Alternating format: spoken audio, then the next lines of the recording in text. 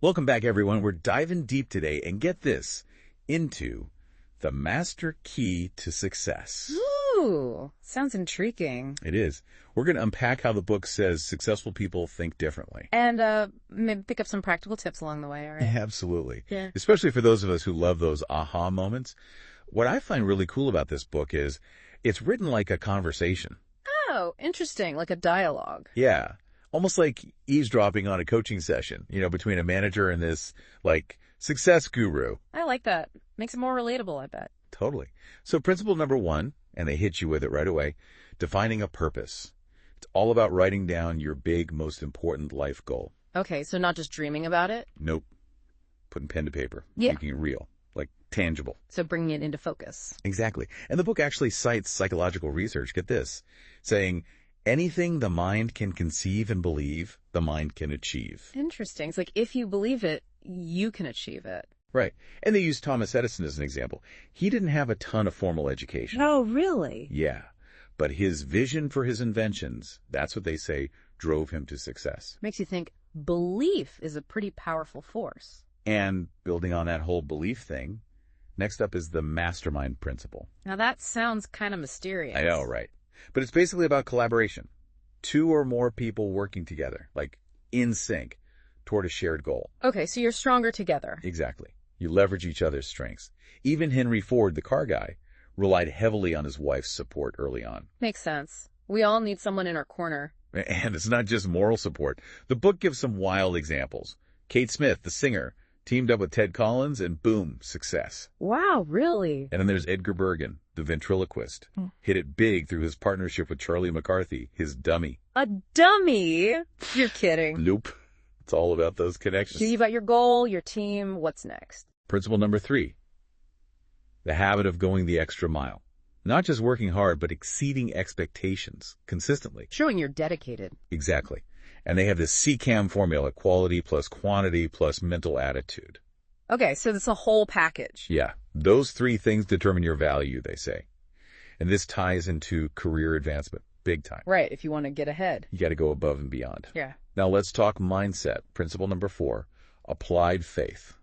Okay, faith, how does that fit in? It's about directing your energy towards what you want, not dwelling on doubts. They argue focusing on positive outcomes actually attracts them. Interesting concept. Like, whether you think you can or you can't, you're right. And you know that saying? Oh, yeah, I've heard that. Well, the book says successful people see the donut, the opportunity, while others only see the whole. So, which are you focusing on? Right. Are you seeing possibilities or just limitations? And get this, principle number 5, cultivating a pleasant personality. Oh, so being likable matters. Think about it. People are drawn to those who are positive, flexible, enthusiastic. True, those are good qualities. And they give tips, like adapting to others' moods, starting your day with positive affirmations, and practicing gratitude. It's about creating that positive vibe. Exactly. All right, now for the nitty-gritty, self-discipline. Principle number 6, mastering your habits, the good and the bad. The self-control stuff, huh? Yep. They emphasize mastering your language, avoiding negativity, even in your thoughts, and controlling emotions, like all of them. Whoa, all of them. Yeah, even love, hate, fear, you name it. And they talk about discipline in terms of diet and physical health, too. Okay, so mind and body. It's holistic. Now, for principle number 7, enthusiasm is a driving force. It's like the fuel that gets things moving. Enthusiasm, that's contagious. Right, and it makes your communication more impactful. They quote Andrew Carnegie, the steel guy. He believed enthusiasm was crucial for leadership and success. Makes sense. People are drawn to passion. They even suggest laughing every day to boost your mood and energy. Love it. Laughter is the best medicine. Okay, ready for principle number 8, personal initiative. Like being a self-starter. Exactly. Taking ownership, acting without being told. They quote Cyrus Curtis, who owned the Saturday Evening Post. He said there are 2 types of men who never get ahead.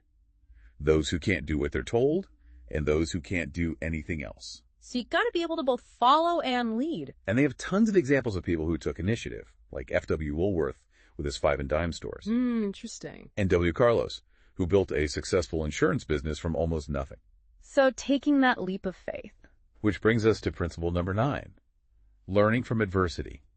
Every setback, they say, has a hidden benefit. Wait, so even failures are good? It's about perspective, seeing challenges as opportunities to learn and grow. Like, what can I learn from this? Not, woe is me. Okay, turning lemons into lemonade. Exactly. They give examples like Milo Jones, who built a sausage business after being paralyzed. Wow, inspiring.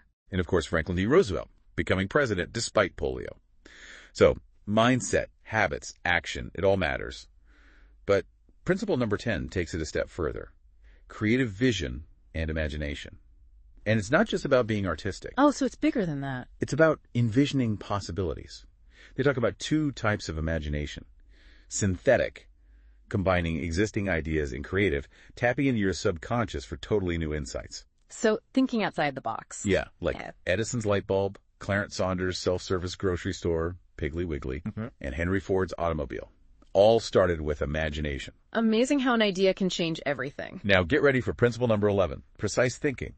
Sounds a bit dry, but stay with me. Okay, I'm listening. It's about grounding your thoughts in facts, not opinions or biases. They talk about inductive reasoning and deductive reasoning. So like being logical. Exactly. It's about training your mind to analyze information and make good judgments. Filter out the noise. Yes. Focusing on what's truly important. And finally, we come to principle number 12, the force of cosmic habit. Cosmic habit. Now that's a new one. I know, right? It's about how repeated thoughts and actions shape us. They call it a natural law of habit formation. Like we become what we repeatedly do. And they introduce this idea of hypnotic rhythm, where repeating thoughts and desires actually programs our subconscious. Wow, we're literally programming ourselves. So the question is, are we programming ourselves for success or failure? They argue that by consciously choosing positive thoughts and actions, we can actually harness this force. Harnessing the power of habit. Exactly. We've covered a lot of ground here, 12 principles already. What are you thinking so far? It's amazing how these ideas connect, like pieces of a puzzle. Right. We've talked about purpose, teamwork, going the extra mile, mindset, self-discipline, enthusiasm, taking initiative, learning from adversity, imagination, thinking clearly, and the power of habit. Phew, that's a lot, but it all makes sense. We've got 5 more principles to go, but before we do, what's resonating with you so far? What stands out as that key difference between those who make it and those who don't? It's clear that the master key to success isn't about luck or circumstance. It's about creating your own luck, about taking control. And it's inspiring how they frame failure not as the end, but as a stepping stone. I agree, and we'll dive even deeper into that in our next segment. Stay tuned. It really is fascinating how these principles build on each other. It's like this upward spiral, towards success. Each one kind of reinforces the others. And when you start applying them together, the results, they can be pretty amazing. That reminds me of something you mentioned earlier about how successful people are proactive, always taking initiative. And that leads perfectly into the 13th principle, controlled attention.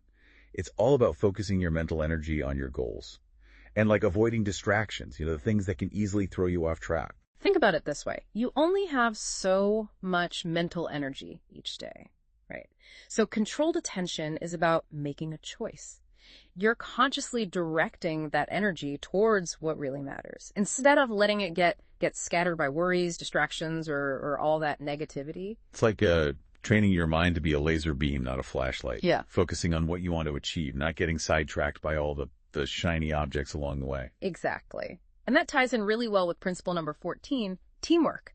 This one's all about collaboration, recognizing that we can achieve so much more when we work together, harmoniously towards a common goal. It's that synergy thing again, the whole being greater than the sum of its parts. Yeah. But how does that actually work in practice? Yeah. Does the book give any insights on building effective teams? It does, yeah. It emphasizes things like clear communication, mutual respect, and a shared vision. Everyone needs to be on the same page, right? Yeah. Working towards the same objectives and supporting each other along the way. So creating an environment where everyone feels valued and empowered to contribute their own unique talents and perspectives, that makes sense.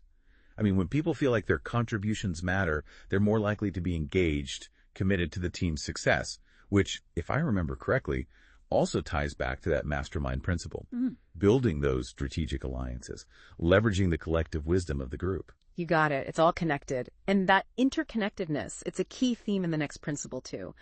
Number 15, tolerance. This principle is all about embracing diversity, respecting different viewpoints. avoiding prejudice or discrimination. I think this principle it's more relevant than ever. I mean, we live in